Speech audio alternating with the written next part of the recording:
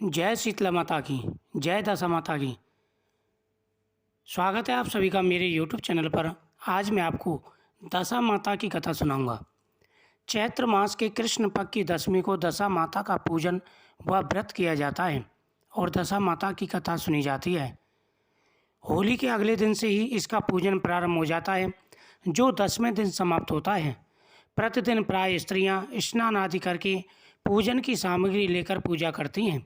सर्वप्रथम दीवार पर स्वास्तिक बनाते हैं, फिर मेहंदी और कुमकुम से 10-10 बिंदियां दीवार पर ही लगाते हैं। फिर पहले स्वास्तिक के रूप में गणपति जी का, फिर 10 बिंदुओं के रूप में दशा माता की रोली मूली चावल सुपारी धूप दीप अगरबत्ती व नैवेद्य से पूजा करते हैं। पूजन के पश्चात प्रतिदिन दशा माता की कथा सुनी जाती है। दशा माता का पूजन प्रत्येक स्त्री स्वागन या विधवा सबको करना चाहिए, क्योंकि यह पूजन एवं व्रत घर की दशा स्थिति को सुखी समृद्ध रखने के लिए किया जाता है। पूजन में एक विशेष बात होती है कि एक हल्दी में रंगा 10 गांठों में लगा हुआ धागा होता है, जिसको दशा माता की बेल कहते हैं। इस बेल को पूजन के समय दशा माता को चढ़ाकर पुनः ले लेते हैं। इसको गले में धारण करने का विधान है। दशा माता की कथा। यह व्रत करके दशा के लिए किया जाता है। सुहागन औरतें इस दिन डोरा लेती हैं, सफ़ेद कच्चे सूत की कोकड़ी को रंग लेती हैं, 10 तार का डोरा लेकर उसमें 10 गांठें लगा देती हैं। डोरी को जलती हुई होली दिखाकर पहन लेते हैं। 10 गेहूं के आंखें लेकर कहानी सुनते हैं। एक कहानी सुनकर एक आंख नीचे रख देती हैं। इस प्रकार कुल 10 कहानियाँ सुनते हैं। एक राजा रानी थे, उनका नाम नल और दमयंती था। रानी ने दशा माता का व्रत का डोरा गले में बांध लिया। शाम को राजा जी आए तो राजा जी की नज़र रानी के गले में पड़े पीले डोरे पर पड़ी। राजा जी ने कहा, रानी जी, आपके गले में इतने माणिक मोती सोने के हार पहने हुए हैं, इनके बीच में डोरा अच्छा नहीं लगता। यह डोरा राजा ने खींचकर तोड़ दिया। कुछ दिन बाद राजा के महल के पत्थर उतर उतर कर गिरने लगे। अब वह महल नहीं रहा और राजा का मुकुट उड़कर ना जाने कहाँ चला गया। अब तो राजा रानी विस्मित हो गए कि अचानक ही क्या हो गया। उन्होंने वह राज्य छोड़कर दूसरी जगह जाने का निश्चय किया।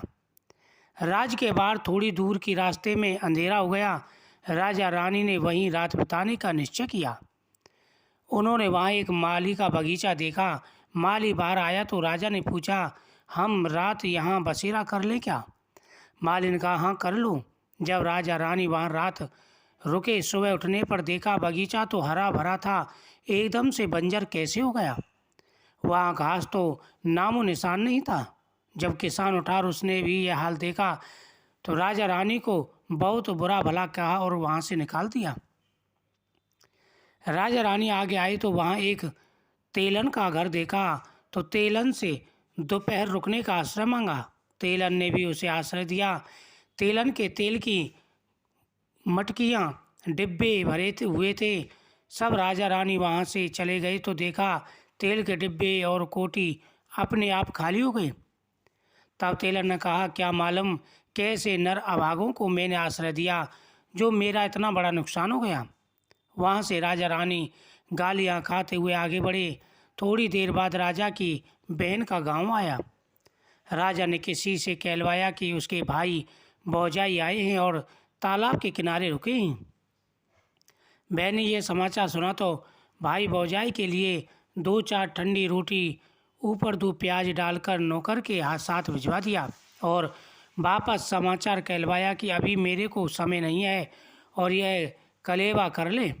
भाई भौजाई ने आपस में ही कहा, बहन का कोई कसूर नहीं, सब अपनी दशा का चक्कर है। अपनी दशा खराब है, इसलिए सभी बेरी हो गए हैं। और दोनों ने रोटी और प्याज वहाँ पर खड्डा खोद कर गाड़ दिया। थोड़े और आगे गए तो राजा का दोस्त मिल गया और कहा, मेरे घर चलो, और घर ले जा कर के उसकी खूब खातिरदारी करी। चाय पानी पिलाया और भाई दोस्त की घर की एक दीवार पर खूंटी पर एक हार लटका हुआ था।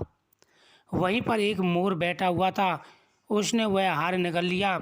राजा रानी वहाँ से रवाना हो गए। दोस्त की पत्नी ने देखा जो हार खूंटी पर टंगा हुआ था वह वहाँ दिखाई नहीं दिया। दोस्त की पत्नी ने कहा कि जिन्हें आपने घर बुलाया था उन्होंने मेरा हार चुरा लिया है। पति ने कहा मेरा दोस्त चोर नहीं है, गरीब के कारण ले गया होगा। राजा रानी ने सोचा कि अब हम दोनों एक ही जगह पर जाकर रहना चाहिए जहाँ हमें कोई नहीं जानता हो और कोई नहीं रही। राजा रानी एक जंगल में चले गए। वहाँ पर राजा दिन में लकड़ियों की भारे बेचकर उन पैसों से आटा, नमक, मिर्ची आदि लाकर अपना गुजारा करने लगा। एक दिन रानी ने राजा से कहा मैं दशा माता का व्रत करूंगी, मुझे कच्चा सूत का डोरा और कोकड़ी लाकर देना। दूसरे दिन राजा ने ज़्यादा लकड़ियाँ इकट्ठे की और रानी के लिए कच्चा सूत और डोरा की गड्डी भी ले आए। रानी ने कहा कि मुझे यह डोरा बनाना है और होली की चाल देखनी है, उसके बाद पूजा करनी है और कथा सुननी है। दूसरे दिन राजा पूजा पाठ की सामग्री ले आया और खुद ने भी पूजा की और कथा सुनी और होली को देखने के लिए वहाँ गांव से थोड़ी दूर आ गए जहाँ कुछ लोग रहते थे। वहाँ पर कुछ औरतें पूजा कर रही थी। रानी ने भी कहा मुझे भी पूजा करनी है और मेरा ये डोरा सफ़ेद से रंगना भी है। औरतों ने कहा कि यह यहाँ पर बहुत रंग पड़ा है।